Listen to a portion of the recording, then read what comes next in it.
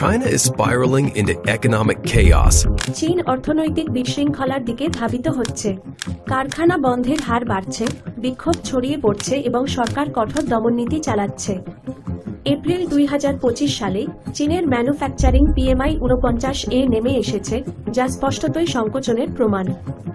Goldman স্যাক্সের অনুমান অনুযায়ী রপ্তানিমুখী 1,60,00,000 পর্যন্ত চাকরি ঝুঁকিতে রয়েছে এবং যুব বেকারত্বের হার ইতিমধ্যেই 21% ছাড়িয়ে গেছে। শ্রমিকরা প্রদেশ জুড়ে তাদের পাওনা মজুরির দাবিতে ধর্মঘট করছেন, জাবাকি সিসিপি গ্রেফতার ও সেন্সরশিপের মাধ্যমে তাদের কণ্ঠরোধ করছে। যুক্তরাষ্ট্রের সাথে বাণিজ্য যুদ্ধ অর্থনীতির চেয়েও বড় কিছু ঘটিয়েছে। এই চাপ আর কতদিন ধরে বাড়তে থাকবে?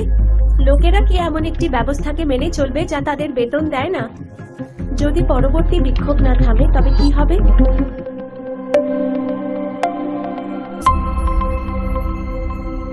ঠিক আছে, চলুন তথ্য দিয়ে শুরু করা যাক। চীনের এক সময়ের শক্তিশালী উৎপাদন খাত ভেঙে পড়ছে। এপ্রিল 2025 সালে সরকারি PMI পারচেজিং ম্যানেজার্স ইন্ডেক্স 49 নেমে এসেছে, যা টানা 5 মাস পতনের ইঙ্গিত দিচ্ছে। 50 এর নিচের যে কোনো সংখ্যা মানে এই খাত সংকুচিত হচ্ছে। এই মন্দা শুধু সংখ্যায় সীমাবদ্ধ নয়, এটি ব্যাপক কারখানা বন্ধ, চুক্তি বাতিল এবং ক্রমবর্ধমান অর্থনৈতিক অস্থিরতাকেও প্রতিফলিত করে। যুব বেকারত্ব আকাশ ছুঁয়েছে। জুন 2023 সালে এটি 21.3% পৌঁছেছিল, যা সর্বকালের সর্বোচ্চ। পরিস্থিতি এতটাই খারাপ হয়ে গিয়েছিল যে চীনা সরকার মাসিক তথ্য প্রকাশ করাই বন্ধ করে দিয়েছে। কিন্তু শ্রমিকরা নীরব থাকেনি, তারা রাস্তায় নেমে এসেছে। 28 এপ্রিল টাংজিয়াং শহরের সুনি অপ্টো ইলেকট্রনিক্সের শত শত শ্রমিক একযোগে স্লোগান দিয়েছে।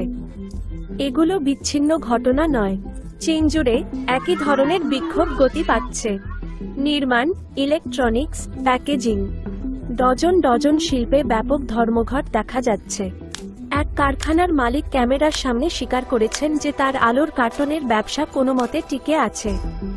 তার 80% ক্লায়েন্ট অর্ডার বাতিল করেছে। ইতিমধ্যে তৈরি করা পণ্য ক্লায়েন্টরা ডেলিভারি নিতে অস্বীকার করছে। তিনি অন্য কারখানার মালিকের কারখানায় চা পান করে দিন কাটান কারণ তার নিজের কারখানা কার্যত অলস পড়ে আছে। এটি দেশব্যাপী ঘটছে। শুধু 2024 সালের প্রথমার্ধে 700টিরও বেশি শ্রমিক বিক্ষোভ নথিভুক্ত করা হয়েছে, যা 2022 সালের একই সময়ের তুলনায় দ্বিগুণেরও বেশি। সিসিপির সমাধান: বিক্ষোভকারীদের গ্রেফতার করা, তাদের ভিডিও সেন্সর করা, অনলাইনে তাদের নীরব করে দেওয়া এবং কিছু ক্ষেত্রে তাদের রাস্তা থেকে গোজভা করে দেওয়া।